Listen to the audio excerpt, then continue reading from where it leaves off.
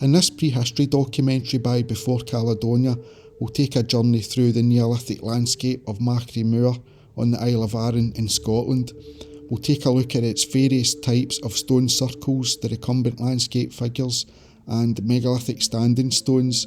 If you would like to help the channel, watch the video to the end, hit the like button, share the film, subscribe and leave a comment for a personal reply. Just one of these simple actions helps the channel. Before Caledonia is also a Facebook group. At the end of this film, I'll put video links to some of the other well-known Neolithic complexes in Scotland like Orkney's Ness of Brodgar, Callanish and Kilmartin Glen.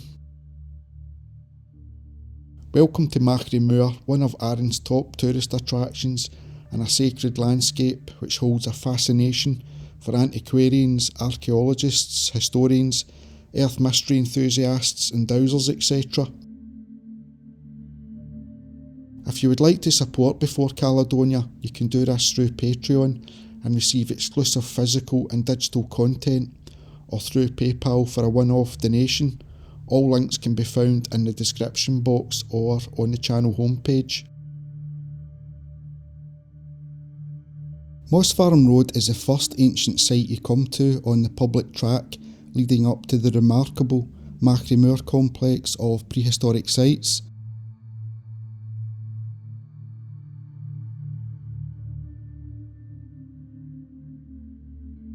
Here we can walk in the footsteps of our ancient ancestors through their stone circles and megaliths bequeathed from the Neolithic.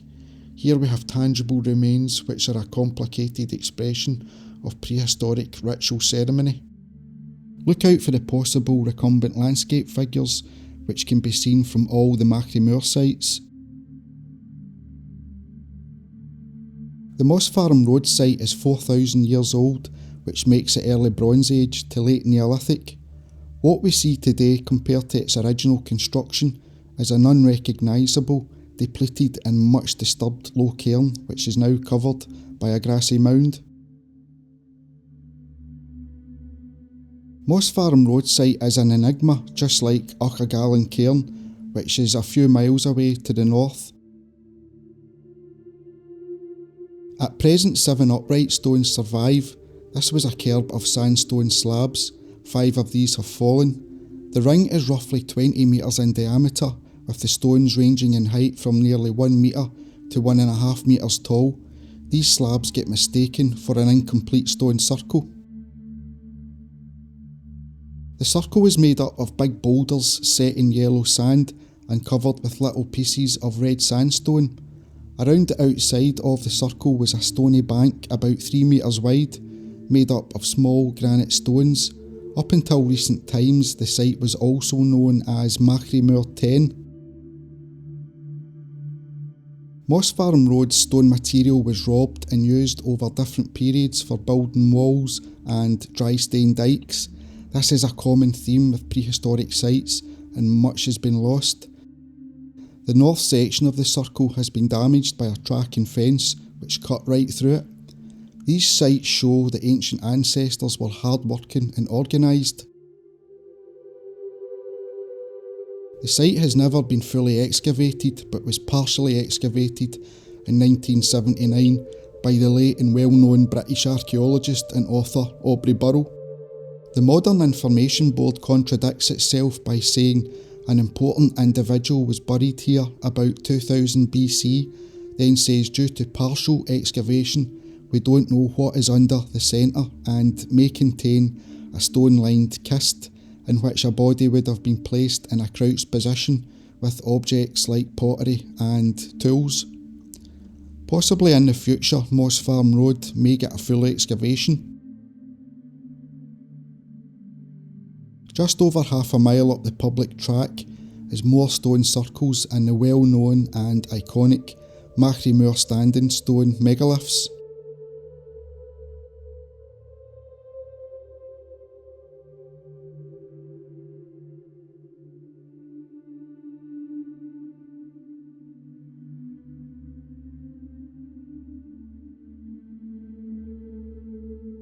Here is an easily missed solitary standing stone just off the beaten public Moss Farm Road track. This single weathered standing stone is a site for the series Stonehead, and look out for the modern memorial stone very close by. Machrie Moor is an archaeologically rich prehistoric landscape on Arran's west side. The island can be seen from the whole of the Ayrshire coast. It's the biggest island on the Firth of Clyde and the 7th largest island in Scotland. The obscurity of this isolated stone does not seem to have an official name or site number. While doing research online, I came across a few unofficial names, which were Moss Farm North and Machrie Moor 7. This footage shows the two recumbent landscape figures in clear view on the skyline at either side of the sandstone monolith. The figure on the left resembles an infant or baby, and the recumbent figure on the right to me takes on an adult profile. Notice the grooves in the stone, which is similar to the Machrie Moor 2 and 3 standing stones. Could this have been thousands of years of weathering, or were they intentionally carved? From this location, which is on an elevated and prominent position on the moorland, this site was no doubt carefully chosen by the ancient people to place this stone. There's beautiful views to the west over the water to the Cauldron Sound and looking over to Kintyre. I visited this remote site on a very cold spring day at the start of April, which was very windy, with my camera and tripod twice blowing over. The stone is just over 1.5 metres high, with a flat-faced side and a rounded top. The standing stone was thought to be originally part of a stone circle. In 1861 there were other small stones recorded nearby.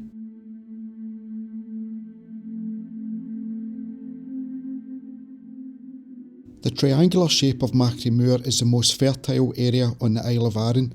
This attracted people to settle here circa 8000 BC in the Mesolithic. Our ancient ancestors gathered shells and materials for tools, they hunted and fished. Around 3500 BC farming began and the land was cleared. Around 4000 years ago, families lived in round-shaped houses constructed from stone and wood. They kept cattle, pigs, sheep and grew wheat and barley. The Machrie Moor people ate cheese, bread, vegetables, meat, and they created clothes and tools from the nearby resources. This is another minor site which is just off the Moss Farm road track and easily missed from the Machrie Moor public prehistory trail. This site is one for the series Stonehead. There's no information board or signage here. This obscure site is reminiscent of the southern cairn at the Giant's Graves chambered cairn near Whiting Bay, which is also very worth exploring while visiting Arran. In our present timeline, one large stone of sandstone survives. Notice the grooves in the stone, just like at the other megaliths on Machrie Moor, and even beyond to other megalithic sites around the UK. In this footage, notice the possible portal stone to the chamber in the foreground. To the left is the baby or infant figure, and to the right, goat fell makes up part of the recumbent adult figure, both looking upwards to the sky, perhaps representing birth and death in the human life cycle. A personal theory is these landscape figures were very important to the ancient people who lived here and erected the nearby stone circles and standing stones. The site was nearly obliterated by the mid-1800s when it was recorded as a stone circle. It's possible the cairn material was removed for the nearby Farm Road surface. Many of these sites around the country were robbed of stone which was reused. This site is a Clyde type chambered cairn. Another example of a Clyde type design is Haley Cairn in Largs, Ayrshire. The cairn doesn't seem to have an official name. While researching online for information, I came across a few various names such as Moss Farm Chambered Tomb, which is the name I've chosen for this film, also Machrie Moor 8 and Tormore 2. On the Canmore website, it's simply referred to as Arran Moss Farm. I'm sure this site would have been an important part of the Machrie Moor prehistoric complex, and impressive in its genesis, which was likely back in the Neolithic era.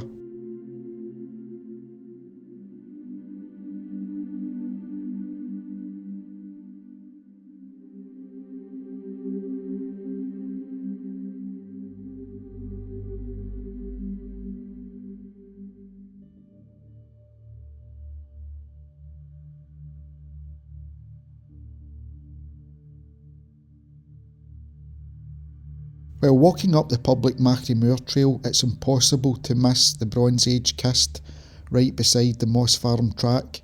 This stone box is yet another component in the Machrie Moor prehistory mystery. Fingal's Cauldron seat is just a short walk away and clearly seen in the background. The iconic Machrie Moor 3 standing stone can just be seen in the background. There's no signage nor an information board regarding the significance of this obscure and depleted rectangular box.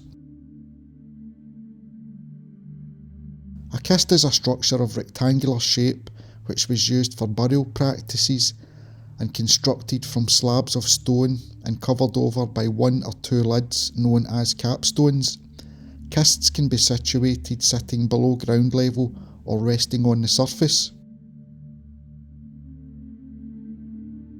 It's astonishing the cist has survived even in its depleted state, with 2 panels still remaining to this day. The site was noted as a Bronze Age short cist by the well-known archaeologist, the late Ewan Machrie. The recumbent landscape figures are visible from the cist.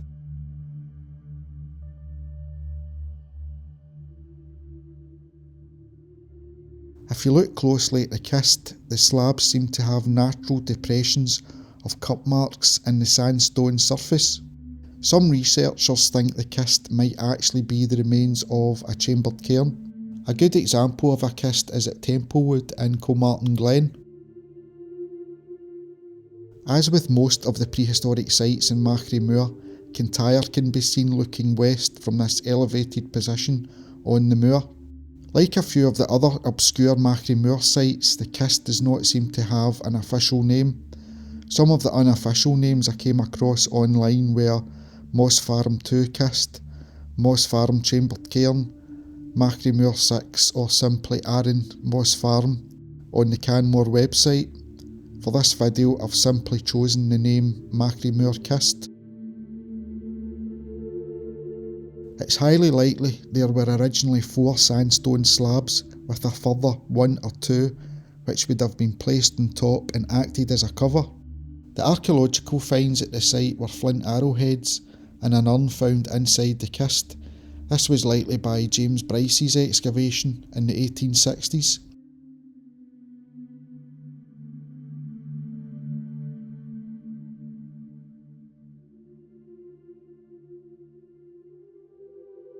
Fingal's Cauldron seat, also known as Machrie Moor 5, is the most impressive stone circle on the Machrie Moor complex of prehistoric sites.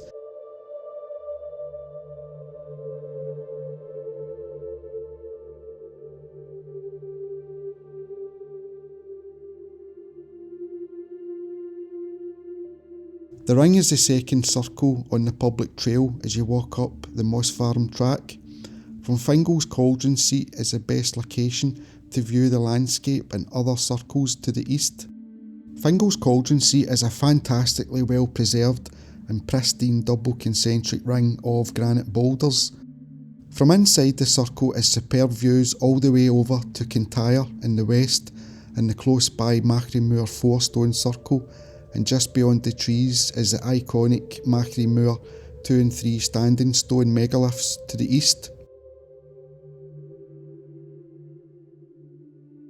The double rings of Fingal's Cauldron seat resembles Croftmore stone circle in Perth and Kinross.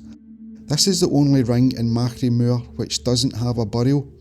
The burials came about 150 years after the circles were constructed, which asks the question, what was the stone circle's original function? Two concentric rings make up the site, which is unusual for a stone circle. The inner ring of 8 boulders is the smallest, with a 12 metre diameter. The outer circle of 15 smaller stones has a diameter of 18 metres, which is possibly egg-shaped. There's also a possible entrance in the south arc. One of these boulders is perforated. A legend regarding this stone is a brownie or a fairy lived in the stone who could be appeased by pouring milk into the hole.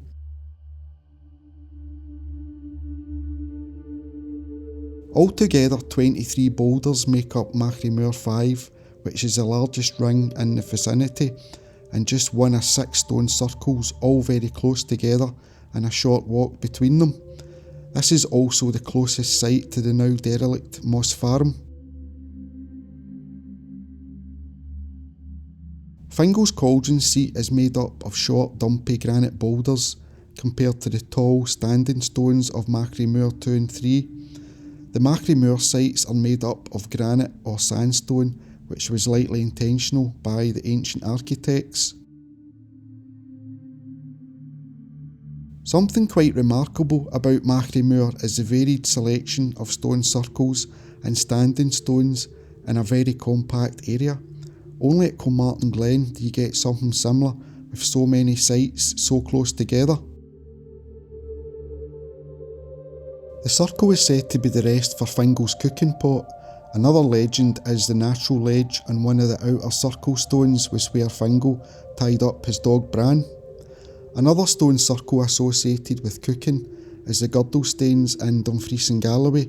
The name girdle is thought to be linked with a cooking utensil. The well-known King's Cave on Arran was once called Fingal's Cave. Another Fingal's Cave appears at the well-known and uninhabited island of Staffa in the Inner Hebrides. Fingal was the hero in an epic poem by the 18th century Scots poet-historian James Macpherson, which was based on old Scottish Gaelic poems. The site has been excavated twice, once in 1858 by M. Arthur and in 1861 by Bryce. He found an empty cist in a bad state in the middle of the circle, 1/3 of a metre below ground. He suggested the area had been disturbed several times before his excavation.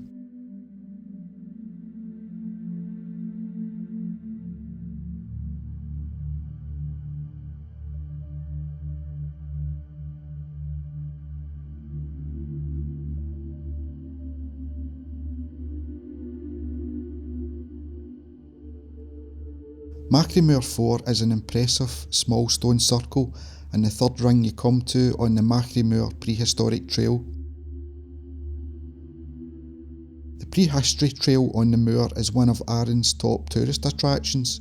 The iconic Machrie Moor 3 standing stone can just be seen in the background. In the 19th century, the circles were looked at by antiquarians. Our present accumulated knowledge comes from the 1980s scientific excavations. Excavations at Machrie Moor took place between 1978 and 1986. The 1978 to 86 excavations showed the moor surface to be marked with crisscrosses which were made by ards. Ards were early ploughs which, rather than turn over the earth, they cut through it. In this footage you can see the two recumbent landscape figures in the distance. A personal theory is this was one of the key factors in where the circles and standing stones were placed and could be part of the circle's original function. Another example of a landscape figure which can be seen from an ancient site is at Tom Navery recumbent stone circle in Aberdeenshire. The site is a possible ellipse with a longer north-south axis, around 6.5 metres long, with a large gap at the southwest arc. The four prominent Machrie Moor sandstone megaliths, known as Machrie Moor 2 and 3, are clearly visible from inside the Machrie Moor 4 circle. Granite makes up the stones of Machrie Moor 4 and 5. which was likely intentional by the ancient architects. The north central and high area of Arran is mostly granite. Perhaps the ancient ancestors deliberately picked this type of stone for a connection between the landscape and their man-made granite circular arrangement.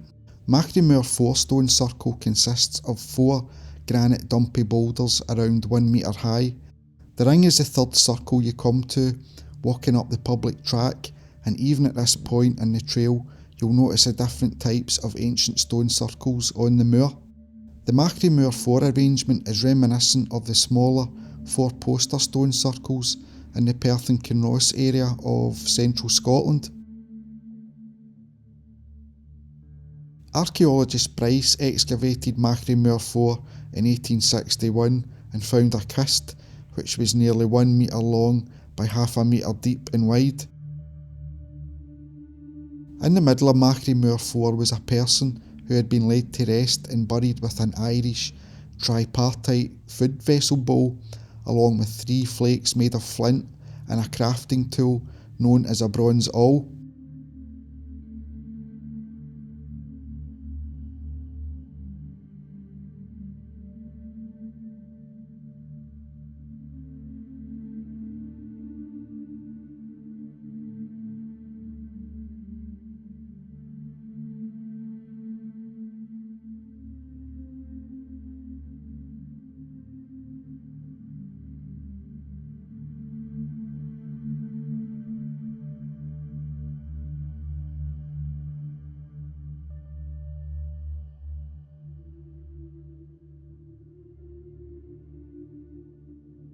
A short walk from the small Machrie Moor 4 stone circle is an imposing megalith known as Machrie Moor 3.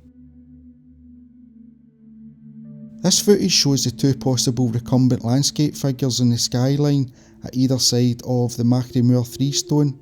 Recumbent landscape figures like Sleeping Beauty can be seen from Cauldron. Did the ancient people identify these landscape figures from the fertile Machrie Moor area? Did they see this as a kind of landscape interpretation, symbolic of new life, the baby infant figure, with the adult recumbent figure perhaps symbolic of death in the human life cycle? The phallic-shaped Machrie Moor 3 stone may be symbolising the male role in the creation of human life, with the feminine-shaped stones at Machrie Moor 2 symbolic of a woman's life cycle, maiden, mother and crone. Perhaps our ancient ancestors identified these human landscape figures and deliberately placed the stone circles and standing stones so these features were in clear view. A professional archaeoastronomy study at Machrie Moor would be very interesting.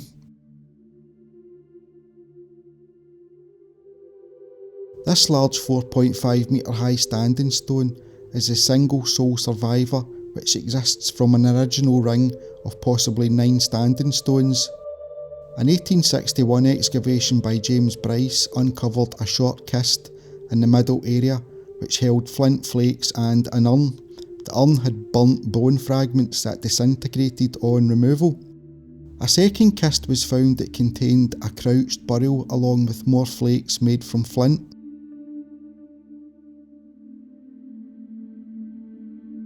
In 1963, probing took place and located the remaining stones. This footage shows 4 of the prominent stumps, just a few metres from the megalith. The stump in the middle background has a curved, semicircular shape.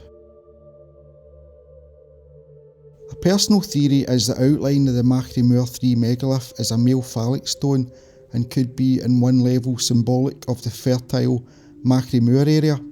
Male phallic standing stones are also found at Cauldron, on the Isle of Lewis and at some of the recumbent stone circles in Aberdeenshire.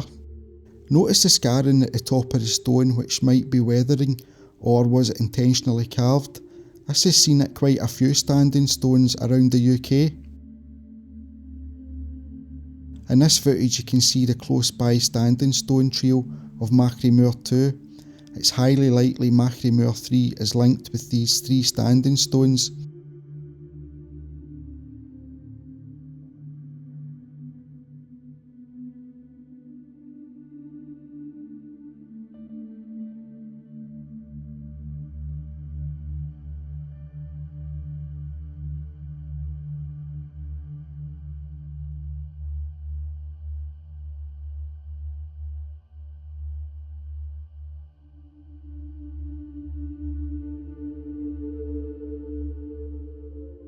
Near the end of the Machrie Moor trail is the iconic Isle of Arran standing stones known as Machrie Moor 2. There's a further 2 stone circles, Machrie Moor 1 and Machrie Moor 11, just a short walk up the public track from these stones. Here we have 3 sandstone megaliths in a 13.5 metre diameter which have survived into our present day from deep antiquity. Originally there were 7 or 8 standing stones, the stumps of the others are visible in the ground. The stones are roughly between 3.5 metres and 5 metres high. Compared to the other short dumpy granite stone circles in the moor, here we have tall sticky upstanding stones of reddish brown sandstone at both Machrie Moor 2 and 3. In May 2022, a BBC article was published regarding a heritage crime at the stones. Carved graffiti had been found by Scotland's Heritage Agency. The Machrie Moor sites are legally protected scheduled monuments and the damage was a criminal offence. An 1861 excavation revealed 2 cists, which are basically stone boxes, in the circle's interior. One cist had an Irish tripartite food bowl vessel and a possible inhumation burial with 4 flint flakes. The second short cist was found to be empty. Before the burials were placed inside the stone circles, 50 years after they were erected, were the Machrie Moor circles originally some kind of ancient processional, ceremonial ritual walk and viewing points? 2 grey millstones can be found just metres from the standing stones in the southeast section. An attempt was made to make millstones from granite boulders in the 1700s. These stones seem to be a bit out of place amongst the stone circles. This is an offering I came across which had been left on top of one of the millstones. This is quite a common occurrence when visiting ancient sites. The 4 standing stones of Machrie Moor 2 and 3 to me are reminiscent of the 4 stone arrangement contained within the Callanish 3 stone circle on the Isle of Lewis. I'll put a video link at the top right hand corner of the screen if you want to compare these 2 sites. At Callanish 3, the quadruple arrangement of standing stones seems to represent the triple goddess of Maiden, the young girl, the mother and the crone or hag, symbolic of the wise old woman. The 4th stone is no doubt phallic shaped, being the male consort. Could our Neolithic ancestors have used Machrie Moor as a ceremonial landscape for their rituals, initiation, education, food growing, farming, life cycle, birth, death, fertility, Earth Mother ritual area? Did they know about the close by Highland boundary fault which bisects Arran? Was this another key factor in the placement of the standing stones and circles at this location? This megalith to me takes on the profile of a hag or crone, symbolising the wise old woman. The shape of this stone is very similar to other standing stones at the main Callanish site and Bulgorka, recumbent stone circle in Aberdeenshire. The ancient architects likely deliberately chose this shape.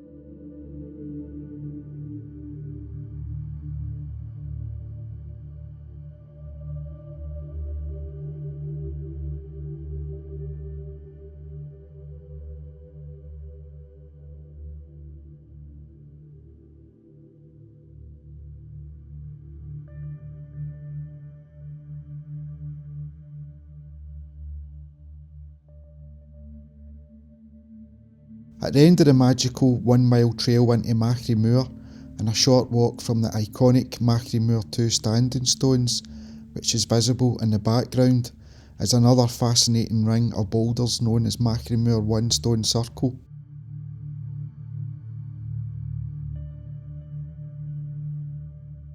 Machrie Moor 1 is the most complex stone circle in the area.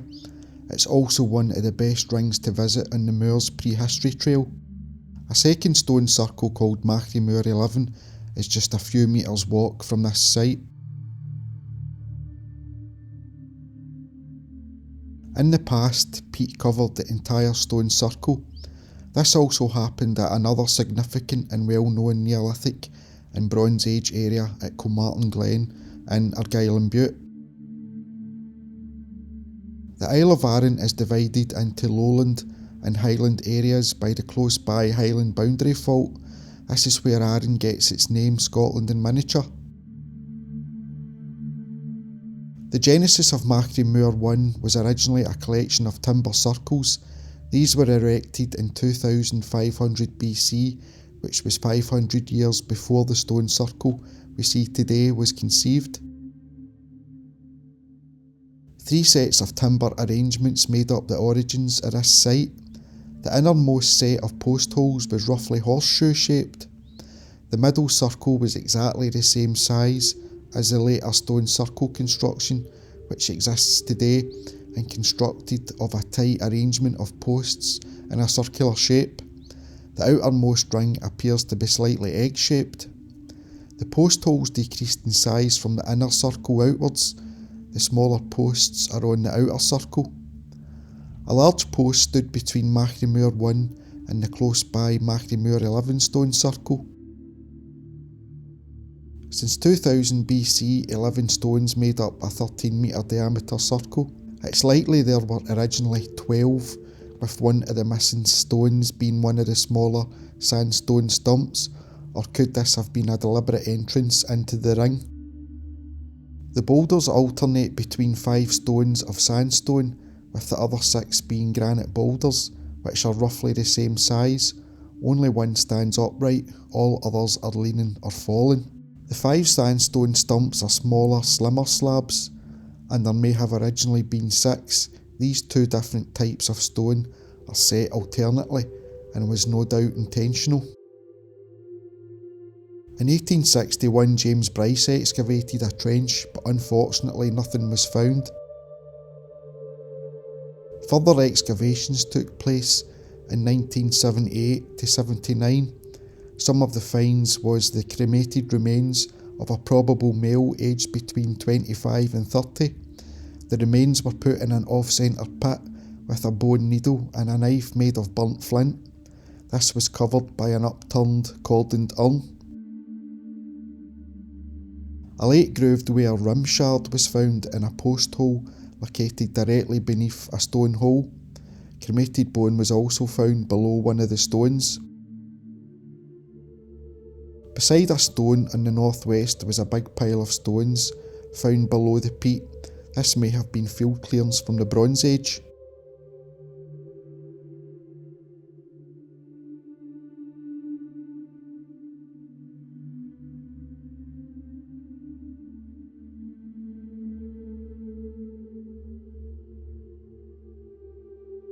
We've reached the conclusion of the Machrie Moor prehistoric trail. Here is yet another stone circle called Machrie Moor 11, which also gets known as Machrie Moor 6.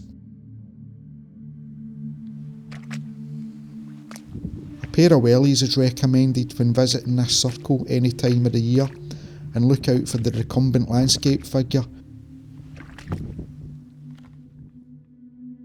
This site is also known as Machrie Moor 6, which causes a bit of confusion, as the circle is more commonly known as Machrie Moor 11 by the late and well-known British archaeologist Aubrey Burrow's numbering. The stone circle we see today and can still enjoy visiting was a later phase of construction, which was built around 2000 BC. The ancient people were active in Machrie Moor as far back as 5,500 years ago.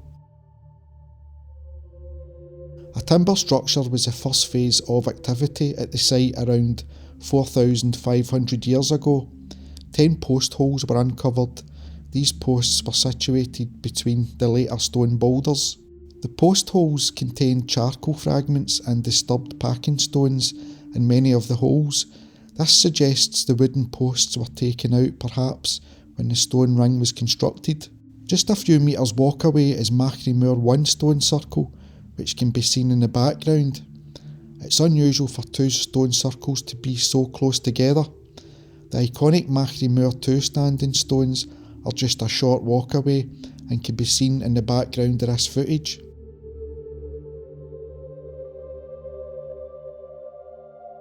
The stone ring is 13 metres in diameter.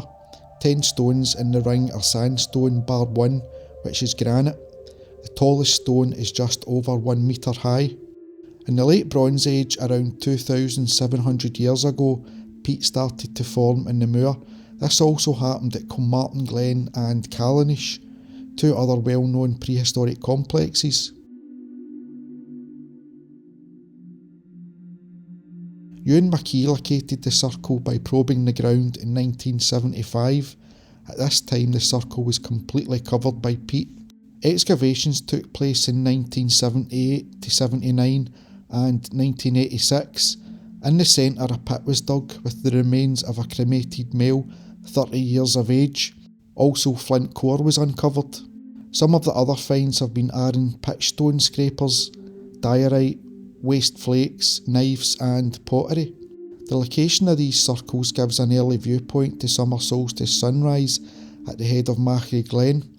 Perhaps our ancient ancestors observed this important solar event and could have been another key factor in why the moor is rich in ancient sites. Machrie Moor ended up being an important ceremonial landscape for people who lived here, and possibly for people who travelled to the moor as prehistoric pilgrims and probably still do to this day.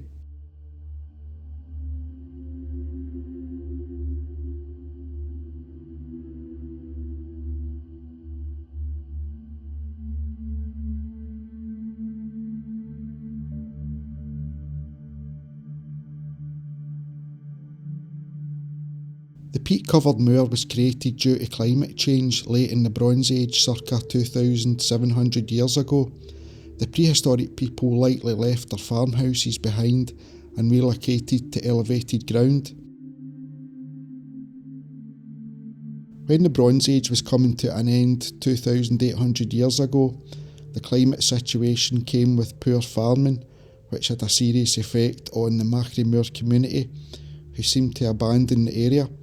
The settlements which came after this were located high up the valley floor.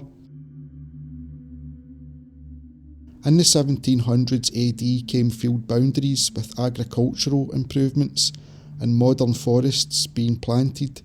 These two have been the most recent significant changes to the Machrie Moor environs. Before Caledonia is a prehistory project which focuses on stone circles, standing stones and rock art from Scotland's Neolithic and Bronze Age eras. I hope you've enjoyed this video on the Machrie Moor complex and may be inspired to visit. Join the Before Caledonia companion Facebook group for YouTube videos, photos and articles in Scotland's rich prehistory. Thanks for watching, thanks to my Patreons, and a huge thanks to Arran's ancient megalith builders.